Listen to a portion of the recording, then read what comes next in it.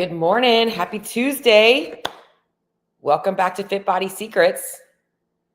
Time to give you guys some tips, trips, like that. I'm kind of tired of the whole, let me put an intro in here. I just like to get started into my stuff. I'm going to go ahead and get myself live on Instagram. So if you're watching the replay or you're on YouTube, give me a second here. Make sure I'm live. Yep, I'm live. I just heard myself talking. Good morning. All right. I got a good topic today because, and this one actually was sparked from one of my clients, but first, sip of the old coffee. By the way, if you've been watching me on YouTube for a long time, or even on my Instagram, and you've noticed that I've had like 3 people message me within the last year. This is like a coffee mug I've had forever. They said, "Do you still have the price tag on the bottom of your mug?" And I'm like, or the barcode scanner. I'm like, I think I do. It's been washed. It's on the bottom side. So you put it in the dishwasher, it doesn't fall off, and I wash it. I don't really wash the bottom of it, I guess. But I finally took it off. And I was surprised there was no like sticky residue. So if you were watching, you'll notice now when I tip my cup, it's gone. So I took some initiative, took some action, and no pun intended, I ripped the Band-Aid off. Oh, good morning. I see somebody saying hello. Hello, Miss Holly. I saw you on the Primal WOD app this morning when I was logging in. I just started the Primal WOD app. If you guys are looking for, not sponsored, but if you're looking for a good mobility program that's very relevant to CrossFit, strength training, stuff like that, just getting you more, but just obviously safer in those deeper ranges of motions of that a lot of our movements. I'm off on a tangent, but if you're looking for a good mobility program because you like to lift heavy and you like to do really fun things in the gym that require a lot of mobility, Primal Mobility has got some good stuff there. I've been very happy so far with the program, which is going to actually, we're talking recovery today. All right, guys, I'm going to go ahead and jump right into it. No more of this little talk. Well, okay, I've got one more thing I got to talk about before I get into today's topic. I had the weekend from hell because I did not have a phone.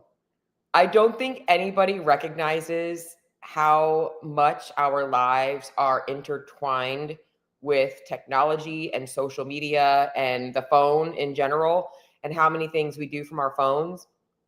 I don't know. Well, my phone it was an iPhone 12. It was on its way out. It was a 12 Pro, but it was on its way out. And I just honestly have been like not wanting to get a new phone. It's been working fine. However, it was like starting to show signs that it was getting to the dead zone. You know, it was just like it was overheating a lot and stuff like that. Anyways, Saturday night, getting ready for bed, it fell out of my hand. Now the iPhones are pretty resilient. It's been dropped a number of times at the gym. But this particular time, I watched it fall, and the way it fell right on the corner, and that was it. Done. Donezo. No more phone for Coach Cheryl, and turned off right away. It was the weekend from hell. Oh, though, let me tell you, this happened at 7:30 on Saturday, and Verizon doesn't close until 8. So you know what I did? I got my car. I hopped right over there. I'm like, you know what? Just going to upgrade the phone. I get there. The guy pretty much lied to me and told me that they didn't have any iPhones left, right? Like you don't have iPhones. Like, come on, I'm not retarded. Anyways, told me they didn't have any, that I had to file an insurance claim. Insurance claim said my phone's not gonna be here till Monday afternoon. I'm like, what am I gonna do? Like I work for my phone. So I was super frustrated. Anyways, long story short, I use my phone for everything. I use it to help me sleep. I listen to a podcast in the background to like keep me, because I have horrible sleep issues. Use it for my job. I use it for everything, social media. And Sunday morning, I was so anxious, but it was also a reminder of like, wow, like I need to also be not so dependent on this thing. However, because I'm so dependent on it, when I went to the Apple or the Verizon store, I bought a freaking iPad too, because I needed a backup. That if my phone breaks again, I have another way to stay connected besides my computer. So anyways, let's get rolling into today's topic. I just had to vent about that a little bit. So it was such a horrible weekend. All right, guys, we're going to be talking about recovery today. I'm going to go over to my notes. If you guys have any questions about recovery, anything that I'm talking about, or maybe things that you're experiencing that you're not quite sure how to handle, please feel free to shoot a question, comment in the chat. And I will kind of, glance over at that. I have like 3 or 4 different tabs open. I've got Facebook, YouTube, and Instagram all up here. So I'll have to kind of go back and forth. So just make sure that you make a note of what you're asking me about reference to so I can remember. I am usually kind of good about picking it up, but sometimes I don't. And the real main thing is why are we talking about recovery? Likely because you're training in the gym and maybe you're not seeing the results that you're looking for, and you're questioning, am I doing enough? Am I doing too much? Or maybe you're feeling burned out, which is another common thing that people experience. Is they're like, man, I feel like I have to keep going, and I just feel like I'm a little bit burned out, and I'm afraid to take time off. There's kind of two ways to look at this. It's like, am I getting enough training response in to validate enough recovery, or am I doing so much that I'm not recovering? And I want to really demystify a couple of things today, give you guys some things to consider, and obviously how recovery does impact your adaptations in the gym, which is what I want to talk about first and foremost, is the purpose of recovery. I think most people think that the training in the gym is what causes things like improvements in your fitness and muscle building. However, it really isn't. There's 2 pieces of it: the training and then the training response. And the training response is where fitness adaptations, muscle building adaptations, and all of that stuff happens. And that's why recovery is so important, because if you're throwing your head, through the window in the gym, and you're like pushing really, really hard in every workout, and you're getting that stress response, if you don't have the adequate recovery from it, your body's not going to get fitter in the future. Similarly with muscle growth, if you're breaking down your muscle tissue in the gym, but you're not getting adequate nutrition and recovery to allow your body to remodel those muscle tissues, you're not going to be getting the return that you're looking for. And the best analogy I like to use is, the thing that always comes to my mind is, imagine you just had shoulder surgery, and the surgeon says, hey, we're repairing 3 different things in your shoulder. You can't use your arm for the first 4 weeks, because we just have to let those tissues sit and rebuild, right? And then we're going to restore gentle range of motion, and then we're going to restore strength. On a much lesser degree, that's what happens in the gym. Your muscle fibers are being torn down. Your central nervous system is being pushed to its limits. And then your body and your brain have to get the signals that I've got enough recovery to allow these things to recharge. There is a physical and a mental adaptation that has to happen, and that happens during recovery. This is also where hormones balance out, your energy gets restored, and you mentally reset from your training. So I think that if you're a hard gym goer like I am, it's really easy to just be just suck it up, buttercup, just keep going, keep going, keep going. And surely you can, but at some point, regression starts happening. And we'll talk about why tracking metrics is so important here. Now, I want to make a short tangent here to talk a little bit about overtraining, because I think that a lot of people, when they think I'm not recovering enough, they're like, I'm overtraining. Overtraining is a very, very, very hard thing to do.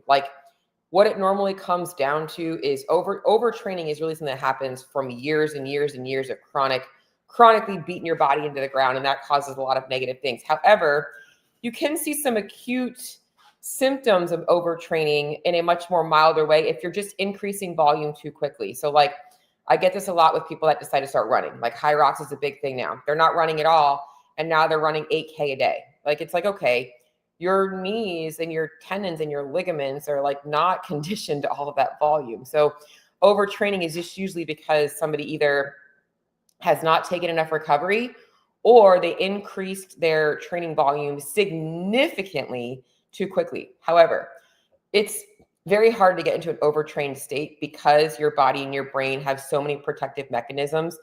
People that are prone to overtraining are going to be your high-end athletes, or people that have been an athlete for years and years and years. It doesn't really usually happen to the typical population. However, there are some things that can impact your recovery from your training that might make you feel like you're overtraining. And one of them we're going to talk about, which is nutrition. I want to talk a little bit about nutrition to start, because that's probably going to be the biggest thing when we talk about recovery. Most of the people that come to me for nutrition advice come to me for, obviously, for reaching goals with fat loss, performance, or whatnot. You're active, right? You're training in the gym. You're whether you're doing CrossFit, you're doing F45, you're doing Orange Theory, you're doing your own bodybuilding split, you're walking, whatever you're doing, you're very active. And what I find to be the common issue with recovery in terms of workouts is not getting enough nourishment. So, and this is very common if you have fat loss goals, because people put themselves in too much of a deficit. And then what happens is your body's not getting the nutrients it needs to recover from your workouts. So being in a calorie deficit for fat loss is not just about slashing calories. If you slash calories too much, especially if you want to be able to see performance gains in the gym, you're not going to be able to perform the way that you want to, and you're not going to be getting the fitness adaptations that you want to. Now, if you have a significant amount of body fat on you, you can get away with being a little bit more extreme in your deficit in the beginning, but eventually it's going to fizzle out. And that's why I always recommend, no matter if you have 50 pounds to lose or you've got 10, that you take a modest approach to your fat loss journey. But this really happens with recovery when women have spent a long time cycling through calorie deficits, and their body has just adapted and their brain has adapted to believe that they need to be eating much less calories than they actually need. In fact, I made a post last night on social media. I was going through some history. I was doing some reflection yesterday, and I was looking back at my nutrition spreadsheet from when I was working with one of my coaches back in 2016. And I was eating like half the amount of carbs that I am now. And back then I thought I was recovering. And I even kind of looked back to kind of assess my volume, and my volume in training hasn't really changed at all since then. So it's not like I increased my workout significantly since then. I just started eating more, but my body had adapted to that, and I wasn't recovering. And that was why I reached out to the coach. So I'm like, I know something's just not right. Like, I've got anxiety. You know, people don't realize how recovery shows up outside of just, you know, what you see in the gym. You show up and all of a sudden your squats feel heavy. It's also like showing up outside of your life. You're tired all the time. You're irritable. You're moody. You're hungry. You're not hungry. Your gut's off. But anyway, so nutrition is probably one of the biggest things. Is you've got to make sure that you're eating enough. I think that a lot of people go through all of these tactics to try and get them to burn more body fat. So things like fasted workouts, or, you know, not eating carbohydrates, or, you know, timing, you know, not eating around your workouts, or saving calories for later in the day. All of these things are negatively impacting your recovery from your training. Okay. So you need to make sure that your energy intake is matching your output. If you're going into a deficit, two things: you're doing it in a moderate way. So you're not just slashing calories, and you're not spending years and years and years being in a deficit. You've actually learned how to optimize your nutrition at maintenance, or you're taking some breaks in that deficit. And then I think the other thing is looking at, if you are training high volume, okay, you need to recognize that you need to be eating enough fuel to support that. If you're training for 4 hours a day and you're worried about the scale, you're not doing yourself a service. You need to either reconsider your goals athletically and say, hey, like, maybe this body composition fear that I have is hindering my ability to chase the goal that I have for myself, and I want to stay stuck here, and I need to give up my athletic goals, because training at that kind of a level and not feeding yourself enough is a risk for injury, burnout, and stagnation. You're not going to get anywhere. Okay. I think the key point here when I talk about the mistakes is like, what I'm talking about recovery, and I'm starting with leading with food, because food is honestly the one thing that keeps people under recovered. If you're not getting enough nourishment, that's one of the biggest things that can fix your recovery. So if you don't know how much you should be eating, you need to take time to deliberately figure that out. If you're afraid of eating too much and you're, you know, coming out of a fat loss phase, you're going through a fat loss phase, you need to be thinking about your recovery long term. I think people are so afraid of eating too many calories, when calories are literally energy. A calorie, the definition of calorie is a unit of energy.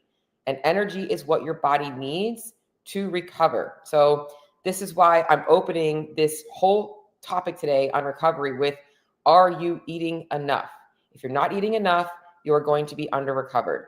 Okay. Now I get it. Like in a deficit, you should be slightly hungry. You might see, I'll be honest, I'm going to argue you should not see negative feedback in the gym.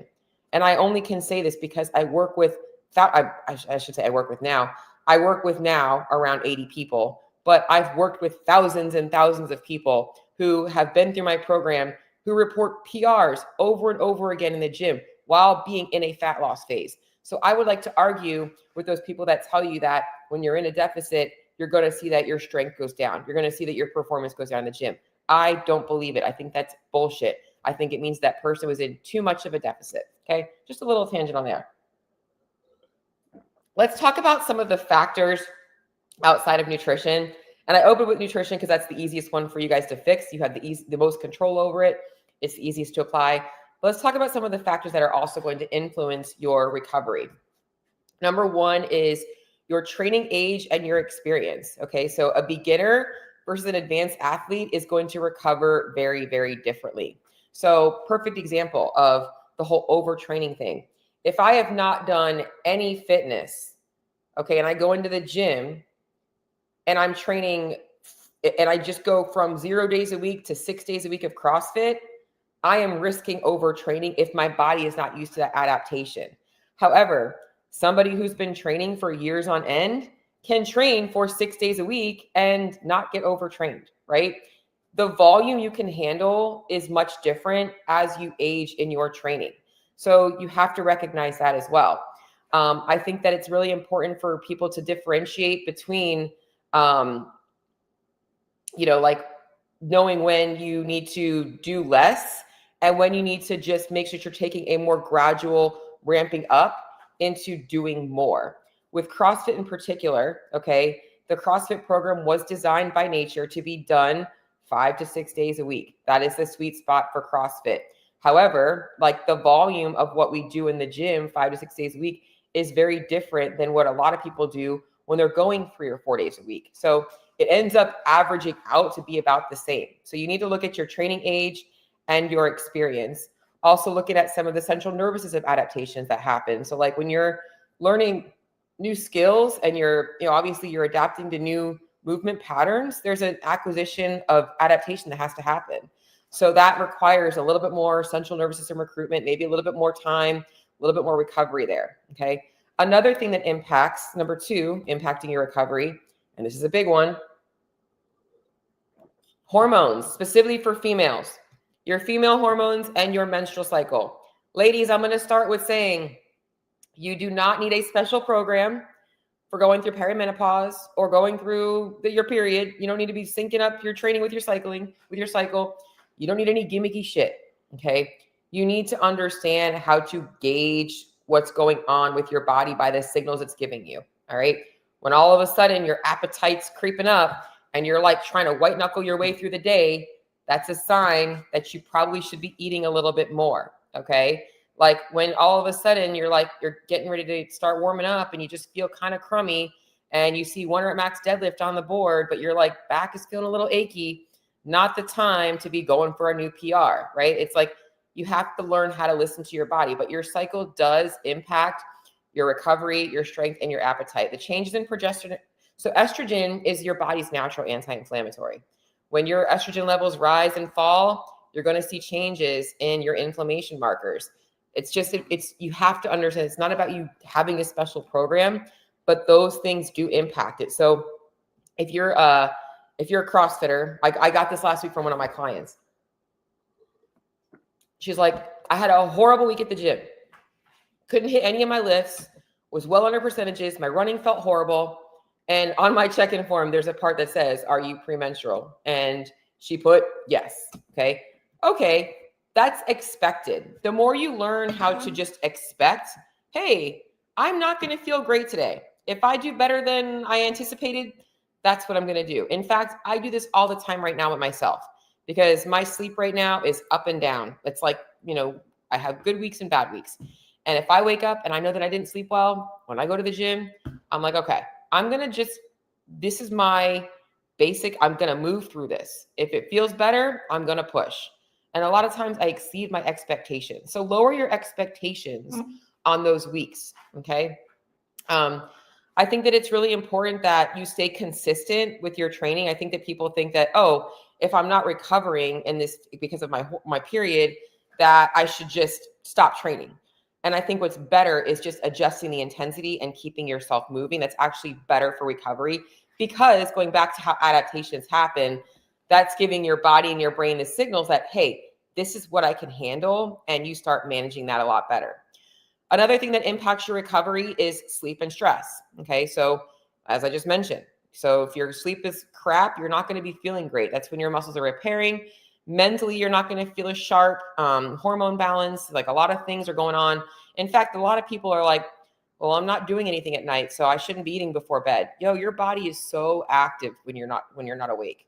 Like all the things your body cannot do while you're awake, it's doing while you're asleep. In fact, there are moments of paralysis at night just so that your body can make sure that it is in a completely rested state to be able to repair and things like that. But you need to make sure that you are watching sleep. If you have chronic sleep issues, you need to also really manage your intensity in the gym. You know, what kind of loading you're lifting and lowering your expectations. Your body, if you have chronic sleep issues, will adapt to that. And you just have to reset your expectations off of what your body is actually going through right now.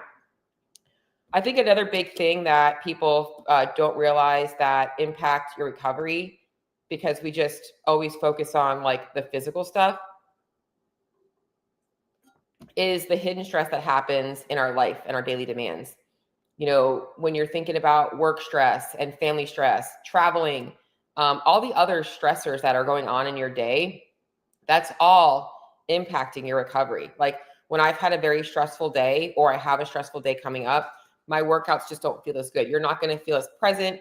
It's more your body, when we talk about stress response, doesn't know the difference from a hormonal perspective as to where the stressor is coming from. It's having the exact same response.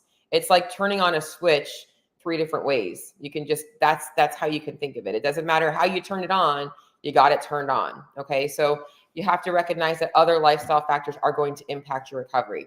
And I already mentioned this, but nutrition quality matters. Or I mentioned nutrition, but I haven't mentioned nutrition quality and timing.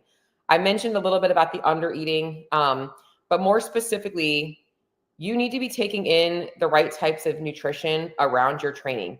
This is not about the anabolic window of getting protein in within 30 minutes of your workout, but it is about understanding how muscle protein synthesis works and making sure that you have the amino acids available for muscle repair when your body needs them most. It's also looking at the glycogen depletion that happens after a workout and making sure that we are taking advantage of that and shuttling in more glycogen when your body needs it. It's, you know, like I love this thinking this way. This is so stupid, but it's a great analogy. Is imagine your car is on empty and it's 10 o'clock in the morning and you're going to wait until 7 p.m. to put fuel in it, but you really need to get out of the house at 10 a.m. Like that's what you're doing. And then you're overfilling it at night when you're like, it doesn't make any sense. Your body needs nutrients earlier. And then also looking at the impact of the food quality that you're taking in, because micronutrients are also what helps with energy metabolism. A lot of your vitamins and minerals are what helps make energy metabolism happen. Macros are what matter most, but micros helps make macros more impactful. They have to work together, okay? So let's talk about how to gauge your recovery. And I'm just kind of looking down here what else I have because I don't want to skip anything. All right. And I want to go back to saying that, remember that when we talk about recovery, we have to look at recovery not just isolated to our workouts. We want to look at all of the factors that are playing into your recovery. Okay. So signs of adequate recovery are you should be feeling energized and you're not super sore every single day. You will have soreness. And in the beginning, you're going to have more soreness than others, but you need to make sure that you are monitoring that. Like I will be honest, I don't know that I've gotten like, the only time I get really sore right now still to this day is if I've done a lot of lunging or a lot of chest to bar pull-ups. Like those two things will probably leave me really sore because I don't do them in high volume very often. But you should be feeling energized. You should be feeling not super sore. From metrics perspective, you should be seeing strength improvements and performance improvements. So you want to be taking a look at that, or at least staying consistent with those numbers. You should be able to consistently be hitting the numbers that you've been hitting previous weeks. You should have a pretty good mood, sleep, appetite, and motivation. So when you're looking at your training volume and you're asking yourself, all right, am I, getting enough recovery from my workouts? All of these things are what we should be looking at. Okay. Signs of poor recovery are you're tired all the time, you're hitting plateaus, your performance is declining, you're irritable, you're having a lot of sleep issues, maybe you're having a lot of illnesses or injuries. These are all signs that you're not recovering enough. And as I mentioned, and I'm going to keep going back to it, it's important to look that your recovery is not just about you doing too much in the gym. It might be about the stressors outside of the gym, under eating, other stress that's impacting what you're getting from the gym, which is where people kind of go wrong in that they're like, oh, I'm not recovered enough, so I need to pull back in the gym. I need to stop doing so much in the gym. That might be the case if you're doing 6 days a week, 4 hours a day. But if you're training at a level that you've been training at for quite some time, you need to be looking at the other factors that are impacting the gym.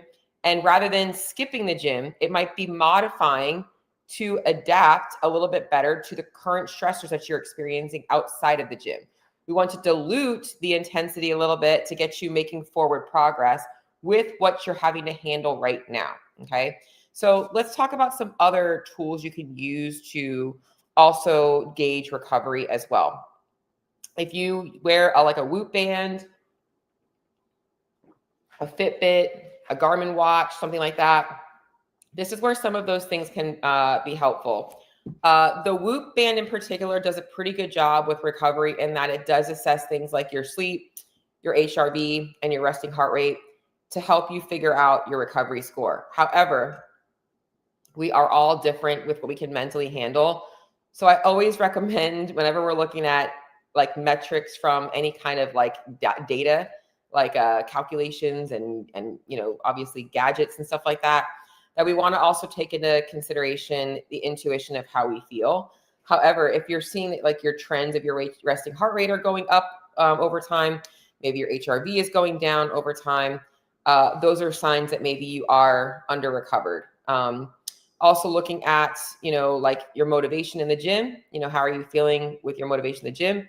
Are you getting chronic injuries? Are you finding yourself always kind of like dealing with some kind of a little bit of a nagging injury? And then, just kind of looking at all of that stuff when we're assessing recovery.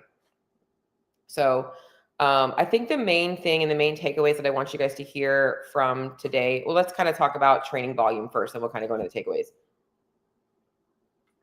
How much training do you actually need? I think that's where we really need to talk about.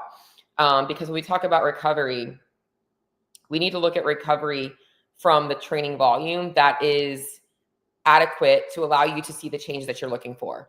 For most people, okay, I think that 4 to 6 days a week of training for 60 to 90 minutes a day is well more than you need. Some people can get away with 30 to 60 minutes. It just really depends on your training age, along with how much you actually enjoy working out. Some people like fitness. You are the ones that are more likely to be questioning, am I recovering enough right now? Because you are doing so much in the gym. You need to make sure that your nutrition is adequate enough to allow for you to recover from it. So that's the main thing. You don't want to be putting all that work in the gym and be worried about eating too much. If you're doing more training, you need to be fueling that training. But for most people, if you're training 4 to 6 days a week for about an hour a day, you're doing a CrossFit class, that is not too much training. If you're feeling like you're not adapting to it and you're listening to this, maybe you are newer to it, and maybe you need to start with getting consistent with 3 or 4 days a week and then adding from there, or sprinkling in changes in intensity. So like, even as I mentioned, the CrossFit model was designed to be 5 to 6 days a week, but it wasn't meant to be every single day was, going balls to the wall as hard as you can. There was meant to be sprinklings of lower intensity days built in. So make sure that you're balancing your training, which is actually what's more important. So when we're talking about recovery, and I'm going into some takeaways, the main key point here is you should be balancing your training. It shouldn't always be super hard and heavy. It should be, okay, I'm working at percentages of RPE, like RPE being rate of perceived exertion. I like that more than percentages of lifts because, again, that can be impacted by how we feel for the day, right? I think that it's important to also look at that. I get questions about deloads, like should we take deload weeks? I think that honestly, I don't really like people to program in deloads because I think deloads happen naturally, right? If you have a weekend where you're going to be out of town, that's a natural deload. You might be doing some lighter activity stuff. If you have a vacation, if you get sick, they kind of happen naturally. So I think it's more important to listen to your body and your schedule than like, oh, it's week 4, I've got to take a deload. Because what if week 4 you feel great? And you're like, man, I've got the best sleep ever than I've had in, 3 months. And now I'm going to deload. Like, I don't like doing that. You've got to like kind of look at how your body is responding and what your schedule is allowing for. But like definitely schedule in rest days. You should, okay, let's just be real. You should all have a rest day a week. Everybody needs a rest day a week. Even the top level athletes take rest days. You need to be having a rest day. Okay. Make sure that you're tracking sleep, stress levels, looking at other variables. And then going back to the hormone thing, making sure that you're cycling your training intensity a little bit. Don't feel like you have to always push super hard if you're not feeling good. Lower your expectations there. And the main thing here, guys, is listening to your body, okay? We are all so, in fact, as I open this podcast talking about how attached we are to our phone, we are so detached from intuition, like so detached to what it feels like to be feeling good. We just live our lives never actually experiencing feelings. We actually distract ourselves from them, right? So you have to listen to your body. And sometimes if you're finding yourself being somebody who's like training 5 or 6 days a week and you're like crushing it in the gym every day and you're noticing that things are regressing, you might be getting that feeling like I'm not doing enough. You probably are somebody that needs to pull back a little bit. Vice versa. If you're training 4 or 5 days a week and things just aren't feeling that great, you might just need to be looking at other areas of your life that might be impacting your training and your recovery. Okay. So, I think that the last thing that I want to touch on here is understanding that recovery is just not time off from the gym. It's not just like, you're not going to recover if you just don't go to the gym. In fact, you're going to recover worse if you do that. I think it's important to understand how recovery is making sure that you're getting enough sleep, making sure that you're looking at stress management, making sure that your training has purpose. It's not just doing random workouts. It's actually following a program, that you're not overtraining yourself. I like love this too. I'll get people that are like mixing 3 different programs. They're doing this athlete program. They're doing this gymnastics program. They like pick one program and follow the program. And then making sure that you're eating the right amounts for you. Even if you're in a deficit, you're trying to lose weight, you need to be smart about your food timing, about how you're cycling your calories, and making sure that you're not spending too long in that deficit. And also just knowing that you need to listen to your body. So I think if I can give you guys one takeaway for today, it's just honestly looking to really pay attention to maybe 1 or 2 signals that you have been getting from your body and seeing how your body is responding to those things. So maybe it's like appetite, or maybe it's sleep, or maybe it's energy and mood. Like whatever you're noticing is off, paying attention to those things and trying to adjust it. So for instance, with this client in particular that asked about this episode, I believe she was coming off of her period or just starting her period. And she was telling me that she had tried to go for a 1 rep max deadlift and her body wasn't feeling it. Okay. So that's a good sign that like, okay, I'm more prone to injury on my cycle. My body is a little bit more fragile.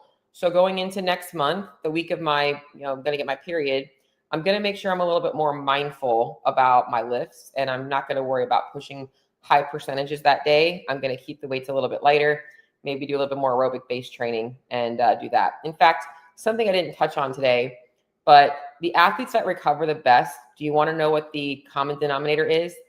They have a very, very, very strong aerobic base. Like the more, and that's where the zone 2 training has gotten so much hype amongst athletes, because the more of those slow twitch muscle fibers you develop, the less prone you are to injury. The more stress volume, the more volume your body can handle. It definitely makes it a little bit easier.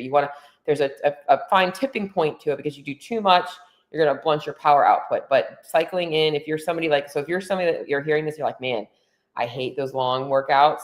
You probably should be doing a little bit more of the lower, slower stuff. Okay. That's all I got today. I'm going to hop over for questions. Do I have any questions so far? Does anybody have any questions on recovery? As I'm talking a lot about recovery from workouts, training, questions on how to gauge your recovery that I didn't already cover. Some interesting names on here. I see Rock on here. Judy's on here. Kristen's on here. I don't know if you're still on here. Do you guys have any questions on recovery that I haven't already covered? Well, let me just end on this then. Don't avoid carbs. Carbs are the key to recovery, especially if you do high intensity training, because protein gets a lot. I know y'all know protein's important, but here's what happens if you're missing carbs. All that happens is your body's going to convert protein into glycogen. There's a process that your body will go under that will take the protein that you're consuming and convert it into sugar. So you need protein, but you need carbs too. So don't skimp out on the carbs. All right. That's all I got today, guys. I know I got a little bit rambly in the beginning, but that's just me. So deal with it. If you guys have any questions about nutrition, training, life, or you just want to connect with me and shoot the shit, please feel free to shoot me a message, shoot me a DM, and I will talk to you guys on the next episode.